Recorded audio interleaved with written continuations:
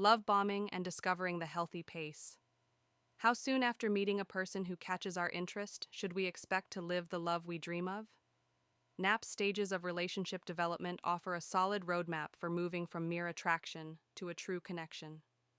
After initiation, two people enter experimentation, where they start to know each other. Aligned values and shared experiences pave the way to intensifying. They then acknowledge each other as part of daily life in integration.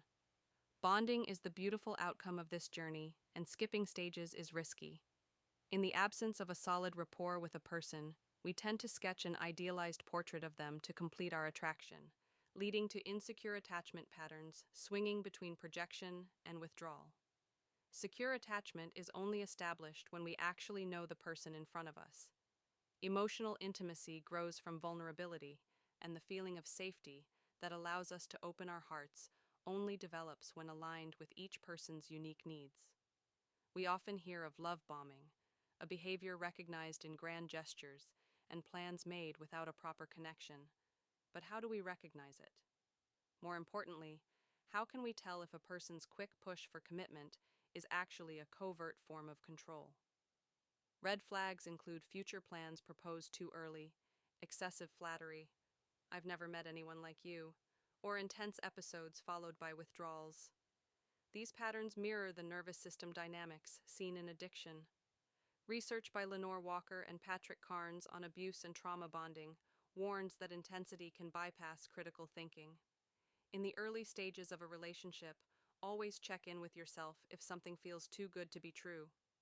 So, how we counteract love bombing and rebalance the pace within the relationship? We can start by communicating standards such no family introductions before 3 months. Prioritize consistency over intensity. Time is your best tracking tool, revealing both unhealthy speed and how your partner reacts when you try to slow down. Controlling tendencies may surface through guilt tripping or presenting themselves as your rescuer. In machine learning, analyzing the healthy pace of a relationship leads to time series forecasting. Our machine learning model will now analyze the trend, or the evolution and seasonality, or the repeating patterns of a certain behavior over time from a baseline value called level. In the time series forecasting, we will still be confronted with noise of the variability in observations which cannot be explained by the model. Just as in dating, we shouldn't confuse overused pet names with genuine affection. We can work with univariate time series, which focuses only on one variable, such as the desire to spend more time together. Multivariate time series, which follow multiple variables, such as the desire to spend more time together and the amount of details they remember of us. In time series, we see and operate with the following models. The persistence forecast model assumes that the future value of a time series will be the same as its current value. Sadly, it well reflects the trap behind love bombing, the belief that a relationship will continue to a more likely unsustainable rhythm. The persistence forecast model is rather effective in relatively stable instances, such as the behavior which we are accustomed to in a long-term relationship. The persistence forecast model works with the following parameters: time step, delta, the time interval for which the forecast is being made. By the way this is going, we're going to spend some holidays together. Past observations, history, describe dynamics noticed on data points before the time frame of forecasts. As much as we might learn from our mistakes, there's no better indicator of future behavior than past behavior. Never forget that. Feature selection is focused on the variable we are interested in predicting. Think of how studying consistency can indicate how commitment can be a reasonable prospect. The autoregressive forecast model allows predictions through observations conducted at previous time steps. Parameters to integrate in the autoreg model include lags, or the number of lagged observations considered in the prediction.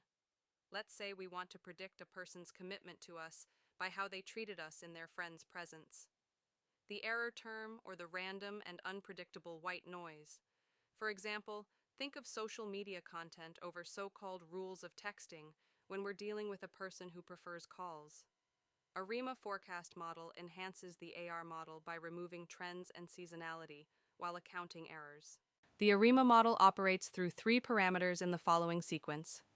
P represents the autoregressive part, such as our past experiences with that person. D indicates how many times values are different to remove trends.